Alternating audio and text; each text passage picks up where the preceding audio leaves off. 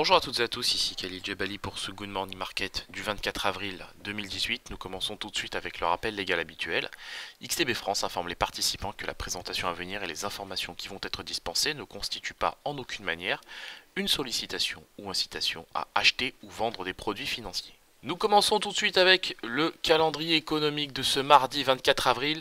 Et vous le voyez, le calendrier économique sera un peu moins fourni que celui de la veille. On s'intéressera quand même à l'indice S&P CS des prix de l'immobilier dans les 20 plus grandes villes des États-Unis, donc l'indice des prix des logements. On aura aussi les ventes de logements neufs du mois de mars, qui est une statistique qui nous intéressera. Donc on aura essentiellement des statistiques ici relatives au secteur de l'immobilier. On aura aussi l'indice de confiance des consommateurs selon le Conference Board pour une estimation pour le mois d'avril en première estimation. Donc c'est bien évidemment aussi une statistique qui nous intéressera. À 22h40, les premières estimations de stock hebdomadaire de pétrole pour la semaine terminée au 20 avril. Donc évidemment, on le sait, on a une toile de fond sur le pétrole qui est assez énigmatique. Alors très positive évidemment, la toile de fond est positive, mais à très court terme, on se doit de le dire quand même qu'elle est assez énigmatique, puisqu'il y a quand même des facteurs ambivalents sur cet actif, sur le pétrole d'une manière générale. On a pris connaissance un peu plus tôt ce matin de l'indice IFO du climat des affaires en Allemagne, donc 102.1 contre 102.7 attendu. Bon, c'est un peu moins bien que prévu, mais ça reste une valeur effectivement assez positive. On notera quand même la nette contraction par rapport au mois de mars. La paire euro-dollar accuse un repli assez significatif ce matin de l'ordre de 0,15% à 1,2183 $ pour 1 euro. Alors ce qui est étonnant, c'est qu'en parallèle on a un 10 ans américain qui progresse, on a des rendements du 10 ans américain qui eux perdent du terrain de leur côté. Bon, donc on a quand même un dollar qui se renforce. Je pense que c'est qu'on a déjà testé quasiment tous les supports sur la paire euro-dollar et que les prix sont amenés à rebondir en direction des 1,2215 à court terme, voire même 1,2230. Je pense que la toile de fond baissière ne va pas se prolonger sur cet actif. Le DAX 30 qui a ouvert en gap haussier ce matin, donc une fois de plus c'est très positif sur le DAX 30.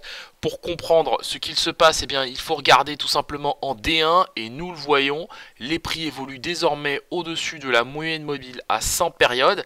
La toile de fond haussière pourrait se poursuivre en direction du niveau des 12 748 points. Ça correspond à la zone de single print, au comblement de la zone de single print. C'est précisément le travail que sont en train de faire certains opérateurs, en tout cas les haussiers, les bullish de l'indice DAX 30. De mon point de vue, il n'y a pas vraiment de raison qui ferait qu'on n'irait pas sur ce niveau des 12 748 parce que visiblement rien ne semble freiner la progression des indices. On a des rendements obligataires qui remontent, on a une volatilité qui regagne du terrain, on a la volatilité du Bund qui est sur un plus haut annuel. Bon, on voit que malgré tous ces signaux d'alerte, le DAX 30 ignore ces éléments et bien au contraire, le DAX 30, j'ai presque envie de le dire, voit ce qu'il a envie de voir, à savoir la baisse de l'euro, et c'est visiblement ce qui semble apporter aujourd'hui des catalyseurs au DAX 30. Alors, est-ce qu'on ira chercher le niveau des 12 748 points aujourd'hui? Je ne pense pas. Je pense que c'est un niveau qu'il faut avoir en ligne de mire cette semaine. Sur le gold, effectivement, on voit que les prix consolident autour du niveau des 1325. Alors, on est véritablement sur une frontière technique, des 1325 $ l'once. Donc, les prix ont perdu pas mal de terrain dans le siège de la paire euro-dollar. Je pense que les prix pourraient rebondir en direction des 1330 $ l'once aujourd'hui, et ce bien que les indices gagnent du terrain. Toutefois, si les prix effectivement n'arrive pas à s'affranchir durablement du niveau des 1326 $ l'once, là on tablera sur un retour des 1320 à 1320 $ l'once. Le WTI qui poursuit sa hausse visiblement effectivement, donc au-dessus des moyennes mobiles. Il n'y a rien à dire d'un point de vue technique, La toile de fond est parfaitement haussière, on évolue désormais autour du niveau des 69 $ le baril. On s'est fait peur hier en venant tester le niveau des 67,2 $ le baril. On a un objectif haussier sur le WTI, bien que la toile de fond à court terme soit relativement énigmatique. Il y a plusieurs éléments sur le pétrole sur lesquels bien évidemment je reviendrai au cours de notre séance de live trading. Mais pour l'heure, en tout cas, j'aurai un biais acheteur sur cet actif et je viserai le niveau des 69,55 $ le baril. Et pourquoi pas même le seuil symbolique des 70 $ le baril. Nous poursuivons avec l'indice S&P 500 qui lui aussi gagne du terrain. 2680 points, donc là on le voit, c'est le niveau des 2682 ou plutôt 81,6 pour être précis, qui est en ligne de mire. La toile de fond est parfaitement haussière. Si on arrive à s'affranchir de ce niveau, je pense que les prix travailleront, progresseront plutôt en direction du niveau des 2689 points.